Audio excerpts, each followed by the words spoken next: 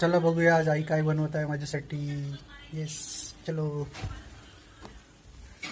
आई काय बनवत आहे आज? पोळ्या, आणि वरण, आणि भात, आणि हे काय? पराठे, कशाचे पराठे? आलूचे. आलूचे पराठे. वाव. आज ऊन खूप आहे. आज ऊन खूप आहे.